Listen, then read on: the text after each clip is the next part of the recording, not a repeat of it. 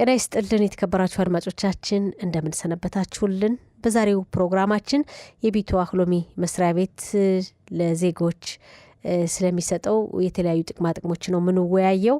እንግዲህ ከርዕሰ ጉዳዮቻችን መካከልም እስራኤል በ2025 ዓ.ም በኢራን ላይ የወሰደችው ወታደራዊ አምከለቢ ተብሎ የሚጠራው ወታደራዊ ዘመቻ ወይም በእስራኤልና በኢራን መካከል በነበረው ጦርነት ይህ ጦርነት አምከለቢ ተብሎ ይጠራል። እንደምናውቀው በጦርነቱ በዚህ ጦርነት ምክንያት የቢቱ አክሎሚ መስሪያ ቤት ለዜጎች የሚሰጠው ጥቅምን በሚመለከትና ሌላም ደግሞ የቢቱ አክሎሚ መስሪያ ቤት ለዜጎች በተለይ ደግሞ በአዲሱ ዓመት ያደረገው ድጎማ አለ። ለነማን ነው የሚገባው? በዝርዝር እንወያይበታለን። ሙያዊ ማብራሪያ መሰጠን በአሽዶድ ቢቱ አክሎሚ መስሪያ ቤት ባለሙያ የሆነችው ወይዘሮ ሳራ ባሩክ ልጅ ይሻልናት። ሳራ ስልክ መስመራችን ላይ ናት። በቀጥታ ወደሷ እናልፋለን። ጤና ይስጥልን ሳራ፣ እንደምን አለሽ? ጤና ይስጥልኝ ወርቅነሽ። ጤና ይስጥልኝ ለአድማጮቻችን። ሰላም ነኝ፣ ደህና። እናመሰግናለን። በጣም እናመሰግናለን። እኛም እንግዲህ ስለተለመደው ሙያዊ ትብብርሽ ጠፍተሽብን ነበር። ያው ዛሬ ተገናኘን። አዎ ትምህርት ላይ ስለነበርኩ ብዙ ጊዜ ስላልነበረኝ እንደ ድሮ በሰፊው አናገኝሽም። አልፎ አልፎ በእርግጥ እንሰራለን ፕሮግራም። እውነት ነው። እንግዲህ እናመሰግናለን። ጥሩ ነው። ለወደፊቱም እንግዲህ ማህበረሰባችን በሚጠቅሙ ጉዳዮች ሁሉ አሁን ጠይቅሻለን። እንደተለመደው ሙያዊ ትብብርሽን እንደምታደርጊልን ተስፋ እናደርጋለን። በጣም ጥሩ። እኔም በዝግጁ ነኝ። እንግዲህ ለእኛ ለህዝብ የሚረዳው ነገር የሚረዳውን ካለ እኔ በዚህ ዝግጁ ነኝ። በጣም እናመሰግናለን። ጥሩ። እንግዲህ በመግቢያችን እንዳልነው ሳራ ዛሬ የምንወያይበት ርዕሰ ጉዳይ በኢራንና በእስራኤል መካከል እንግዲህ የነበረው እስራኤል በኢራን ላይ በወሰደችው አምከለቢ በተሰኘው ወታደራዊ ዘመቻ ጊዜ በዜጎች ላይ እንግዲህ ዜጎች ይህን ወታደራዊ ዘመቻ ወይም ጦርነት ተከትሎ ስራም ላይ ያልነበሩ ምናልባት ደግሞ እንግዲህ ከዚህ ከዘመቻው ጋር ተያይዞ የተለየ ድጋፍ ሊያስፈልጋቸው የሚችሉ ዜጎች ይኖራሉ። ለነማ የሚለውን አንቺ ተዘረዝሪልናለሽ። የቢቱ አክሎሚ መስሪያ ቤት የሚሰጠው ጥቅም አለ፣ እየሰጠ ነው። ግን አሁንም ገና ጊዜው ገና ስለሆነ መቀበል ይቻላልና ይሄን በተመለከተ ነው የምንወያየው። ምንድን ነው የቢቱ አክሎሚ መስሪያ ቤት በዚህ ወታደራዊ ዘመቻ የሚሰጠው ጥቅም? መጀመሪያ ለነማን ነው? እንግዲህ ማናክ ሚፍጻ አምከለቢ ተብሎ የተሰየመው ጦርነት በ13 ቀን 6ኛ ወር 25 ዓመተ ምህረት እስራኤል በኢራን ላይ በከፈተችው የጦር ዘመቻ ምክንያት ብዙ ዜጎች የስራ ቦታ ተዘግቶባቸው ሳይሰሩ ቤት ውለዋል። እንግዲህ እነሱ ጦርነቱ የተካሄደው ከ13 ቀን 6ኛ ወር 25 እስከ 24 ቀን 6ኛ ወር 25 ነው። በአጠቃላይ 12 ቀን ነው የነበረው። በዚህ ሳምንት ተኩል ባለ ጊዜ ውስጥ በርከት ያሉ የስራ ቦታዎች ተዘግተው ሰራተኞች ከቤት ውለዋል ወይም ወደ እረፍት ተሰደዋል። ይህም የሆነው በወቅቱ በወጣው የህግ መሰረት ነው። ጦርነቱን አስመልክቶ በወጣው ህግ መሰረት ቢቱ አክሎሚ በጦርነቱ ምክንያት ስራ ቦታ ተዘግቶ ከቤት ለዋሉ ሰራተኞች ልዩ ክፍያ ደግፏል። የተወሰነ ልዩ ክፍያ እንዲከፈል ተወሰነ። ስለዚህ እድሜያቸው ዛሬ የምንወያይበት ለሽማግሌዎች ይሆናል።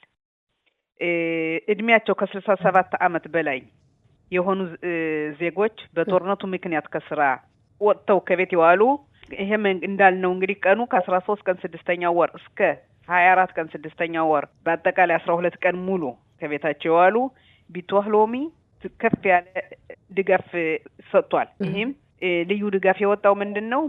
እነዚህ ሰዎች በራሳቸው ምክንያት ሳይሆን በነበረው ጦርነት ምክንያት ከቤት ስለዋሉ ቢቱ አክሎሚ ለዚህ 12 ቀን ክፍያ ከፍሏል። ይሄ 12 ቀን ክፍያው ምንድነው? ብዙ አይደለም። እርግጥ 1608 ሸቀል ነው። ይሄ ከፍተኛው 1608 ሸቀል ነው። ከዛ በላይ አነስተኛ ሊሆን ይችላል። እያንዳንዱ እንደ ደሞዙ ነው። እንግዲህ ደሞዙ ታይቶ ነው የሚሰጥ ማለት ነው።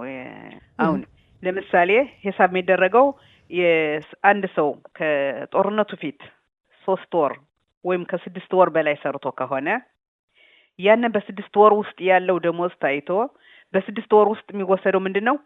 ከፍተኛ ደሞዝ ለመውሰድ ነው።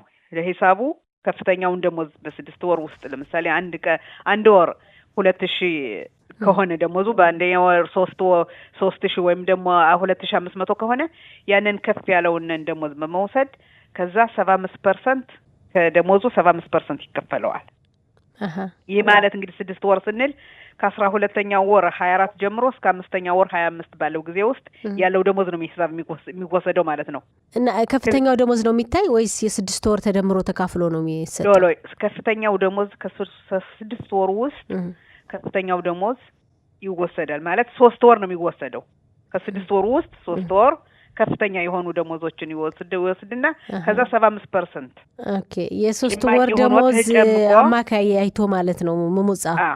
አዎ ከዛ ተጨምቆ በዛ መሰረት ይቀበላል 75% ከደሞዙ።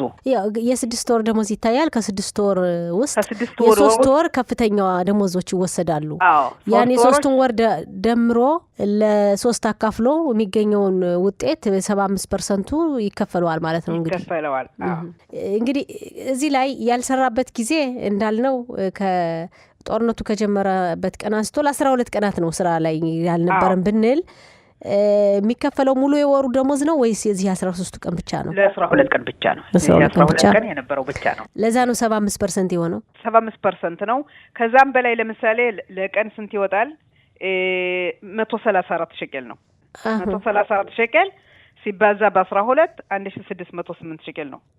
እንግዲህ አንድ ሰው ከደሞዙ ለቀን ከ134 ሸቄል በላይ ከሆነ የሚቀበለው 1608 ብቻ ነው። ደሞዙ ከዚህ በላይ ቢሆንም የሚቀበለው የተገደበ ነው። ቢሆንም ገደብ አለው። ይሄ ብቻ ነው የሚቀበለው። አነስተኛ ከሆነ ግን አነስተኛ ሊቀበል ይችላል። ግን ዋናው ነገር ጋር እንትን መሆን አለበት። 12 ቀናት በዚህ 12 ቀናት ውስጥ እረፍት የነበረ መሆን አለበት። ያልሰራ አዎ። እድሜያቸው ከ12 ቀን በታች ከሆነ ገማ አይከፈልም። ከ12 ቀን በታች ማለት ለምሳሌ 6 ቀን ሰርቶ 6 ቀን አልሰራ ቢሆን ያልሰራበት አይከፈለውም። 12 ቀን መሆን አለበት። እድሜያቸው ደግሞ ከ67 ዓመት በላይ የሆኑ ብለሻል። አዎ እነዚህ ሰዎች አሁን ጡረታ ናቸው። በአብዛኛው ስራ ላይ አይደሉም። ጡረታዎች ናቸው። ሁሉም ጡረታ ስራ ላይ ኖራቸው ይችላል። አዎ ጡረታዎች ከቢቷህሎሚ ጡረታ የሚቀበሉ ናቸው። ስራ የሰሩ ከቢቷህሎሚ ጡረታ እየተቀበሉ የሚሰሩ። ኦኬ ጡረታ ሆነው ግን ስራ የሚሰሩትን ማለት ነው። ስራ ማይሰራ ሰው አይመለከተውም። ክፍያ ስራ ማይሰራ ሰው አይከፍልም። ለምን ሂሳብ የሚደረገው እንደ ደሞዙ እንደገና ደግሞ በጦርነቱ ምክንያት ከቤት ስለዋለ ስለሆነ ስራ ያልሰራ ሰው ምንጊዜም ከቤት ነው። ምን እንትን የለውም። ቢቷህሎሚ ይሄን ይከፍለዋል። እድሜያቸው ከዚህ በታች የሆኑና ስራ ያልሰሩትስ? ከዛ በታች የሆኑ አፍታ ላይ የተቀበሉ አሉ። አፍታህ ነሳ የተቀበሉ ልዩ አለው ለስለ አለ ተከፍሏል።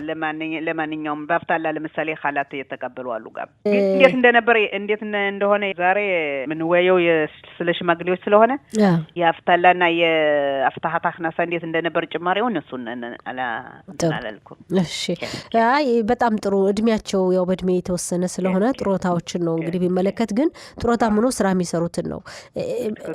በእርግጥ የተወሰነ ወራት አልፏል እኮ አሁን ይሄ ጦርነቱ ከተካሄደ፣ ግን አሁንም ድረስ መቀበል ስለሚቻል ሰው ይሄን ጥቅም እንዳያመልጠው ለማስታወስ ነው ምንወያየውና። ይሄ ክፍያ የተወሰነው እንግዲህ ከጦርነቱ ጊዜ ጀምሮ ለአመት ነው የተወሰነ እና አብዛኛዎቹ ተቀብለዋል። አብዛኛው ተከፍለዋል። ያልተቀበለ ካለ ግን ራሱንን ቢቷህሎሚ በመሄድ መጠየቅ ይችላል። ፎርም አለ። ፎርሙን መሙላት መላክ ወይም ደግሞ ሄዶ መስጠት ይቻላል።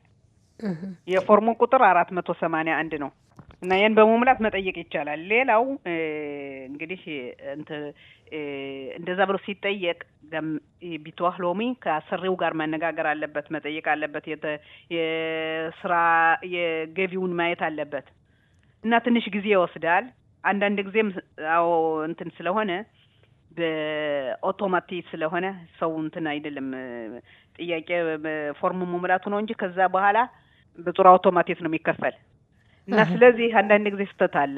አንዳንድ ጊዜ አላደለ ስራ አላቋረጠም የሚል ወይም ደግሞ እስከ 12 ቀናት በታች ሰርቷል ብሎ የተለያዩ ችግሮች አሉ። ግን ምንድነው እሱንን ለማረጋገጥ እያንዳንዱ ይሄን የጠየቀ ሰው መከታተል አለበት። ቢቷህሎሚም ይከታተላል። ግን አንዳንድ ጊዜ እንትን ያለ የተሳሳቱ ነገሮች ካሉ አንድ ሰው 12 ቀን ረፍቶ ወጥቶ ከዛ የ12ቱን ቀን ካልተቀበለ መጠየቅ አለበት ማለት ነው።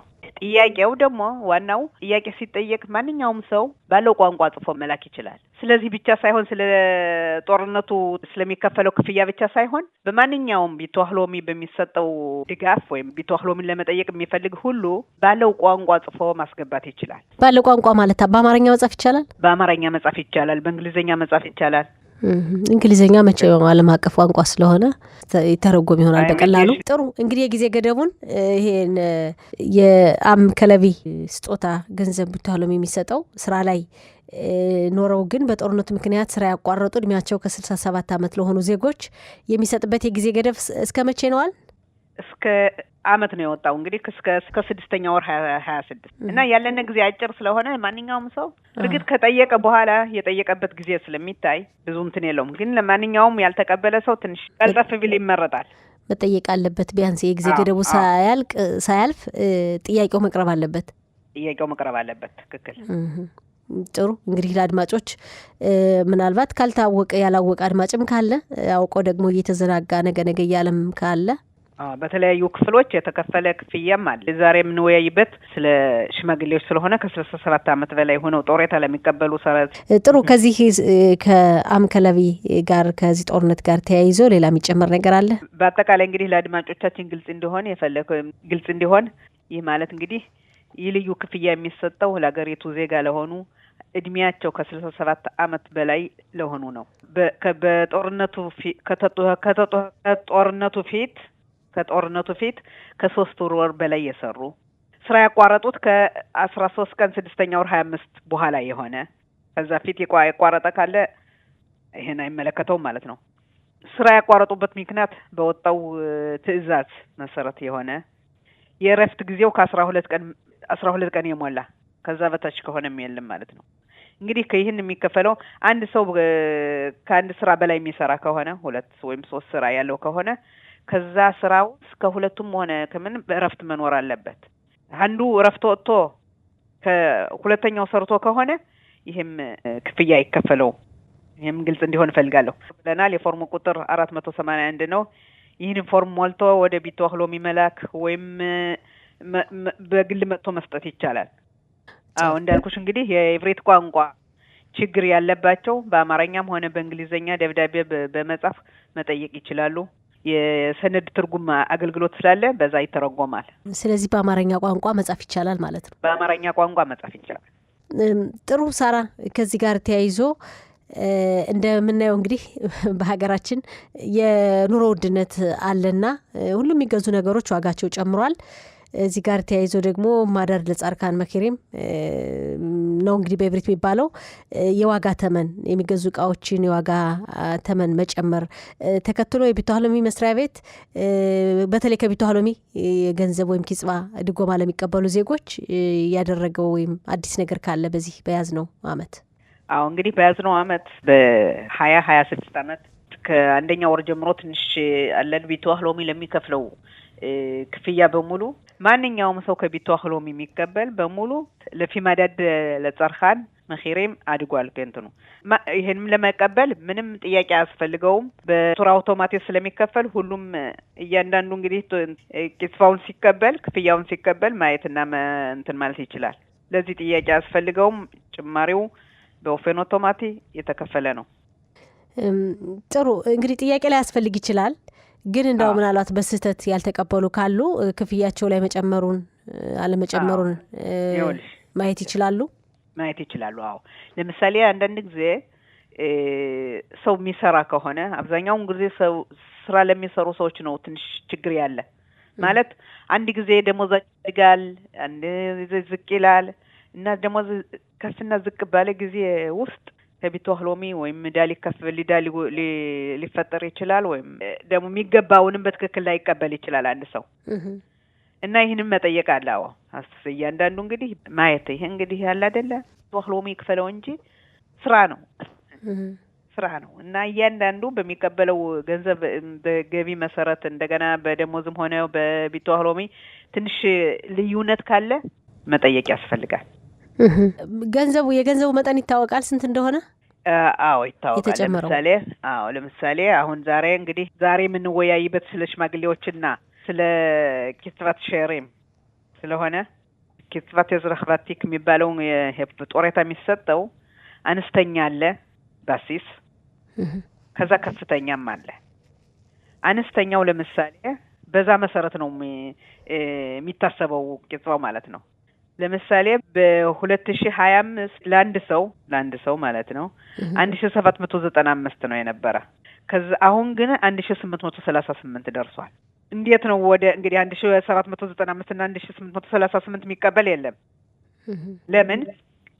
አንደኛ የስራ አገልግሎቱ ታይቶ በቬቴክ እንትን ይላል። ለምሳሌ አንድ ሰው ከ25 ዓመት በላይ የሰራ ከሆነ ከ25 ዓመት በላይ የሰራ ከሆነ በ2025 ዓመተ ምህረት ባለፈው አመት 2693 አሁን ጦሬታ ብቻ ድጎማ አልባ ማለት ነው። የ25 ዓመት ስራ ልምድ ያለው የሰራ ሰው ከሆነ ጦሬታው በፊት የሰራ ሰው እንግዲህ የሰራ ሰው ስንል ወንድ ከሆነ ወንድ ግዴታ ስላለበት ቢተዋህሎሚ የመክፈል ግዴታ ስላለበት ወንድ ከ25 ዓመት በላይ ከዚህ ሀገር ነዋሪ ከሆነ ያው ይቀበላል 25% ጭማሪ ማለት ነው። 25 ዓመቱ በ50% ሁለት አንድ አመት እንደ ሁለት ይቆጠራል። ደሞዙ 2693 ነው የነበረ። አሁን በዚህ አመት ውስጥ ግን 2757 ባልና ሚስት ለሆኑ 2792 ነው። ከዛ ለባልና ሚስት ለሆኑ 4143 ነው። ከዛ ድጎማ ለሚቀበሉ አሽላማት አክናሳ የሚቀበሉ ከቢተዋህሎሚ አንድ ሰው ለምሳሌ ከ70 አመት በታች የሆነ እንግዲህ እድሜ አለ 70 አመት አለ፣ ከ70 አመት በታች የሆነ አለ፣ 70 አመት አለ፣ ከ80 አመት በላይ የሆነ አለ። ትንሽ ይለያያል። ብዙም ባይሆን ልዩነት አለው። ለምሳሌ ከ70 አመት በታች የሆነ ሽማግሌ አሽላማት አክናሳ የሚቀበል ድጎማ የሚቀበል በ2025 ዓመተ ምህረት 4273 ተቀብሏል። አሁን በ2026 ግን ከዚህ ወር ጀምሮ 4375 ዶክተር ፍሬሹ 102 ሸቅል ጭማሪ ተቀብሏል ማለት ነው። ብዙ አይደለም እርግጥ አበል አንድ ምንሽው ይሄ በአንድ አመት ውስጥ ያው የተጨመረ ጭማሪ ነው። አዎ ከዚህ ወር የተጨመረ ነው። ባልና ሚስት ከሆኑ ደግሞ ልጅ ያለውም አለ። እንግዲህ በሁሉን ለመዘርዘር ያስቸግራል። እና ያለውም ይኖራል። ብቸኛ ለሆነና ትዳር ለሆነ ሌላው እንደገና ባለፈው አመት ባልና ሚስት ለሆኑ የተከፈላቸው 6751 ነበር። አሁን 6912 ሆኗል እና ጭማሪው 161 ሸቀል ተጨምሯቸዋል ማለት ነው። ይሄ በዋጋ ተመኑ ምክንያት ነው። አሁን በዋጋ ተመኑ ምክንያት ነው። ከዛ ልጅ ያለውም ጭማሪ አለ። አንድ ልጅ ያለው ሁለት ልጅ ያለው እያንዳንዱ እንዳለው እንደ ቤተሰቡ ቢዲዮክ እንደ ቤተሰቡ ነው እና እያንዳንዱ በቴሌፎንም ሆነ ደውሎ ማነጋገር ይችላል። በጣም ጥሩ ሳራ ስለሰጠሽን ሙያዊ ማብራሪያ ከልብ ነው የምናመሰግነው። ወይዘሮ ሳራ ልጅሻን በአሽዶድ ቢተዋህሎሚ መስሪያ ቤት ባለሙያ፣ የተለመደው ትብብርሽ አይለየን። በጣም እናመሰግናለን። በጣም አመሰግናለሁ ወርቅነሽ። እኔም በጣም ነው የማመሰግን አድማጮቻችን። እሺ እናመሰግናለን። መልካም ቀን ይሁንልሽ። ተዳረባ። መልካም ቀን። ሰላማዊ። ባይ። መልካም ቀን። የተከበራችሁ አድማጮቻችን የዛሬው ፕሮግራማችን ይህን ይመስል ነበር። በሚቀጥለው ሳምንት በሌላ ዝግጅት እንገናኛለን። ፕሮግራሙን አዘጋጅቼ ያቀረቡላችሁ ወርቅነሽ እሸቴ ነኝ። እስከ ሳምንት ቸርን ሰንብት።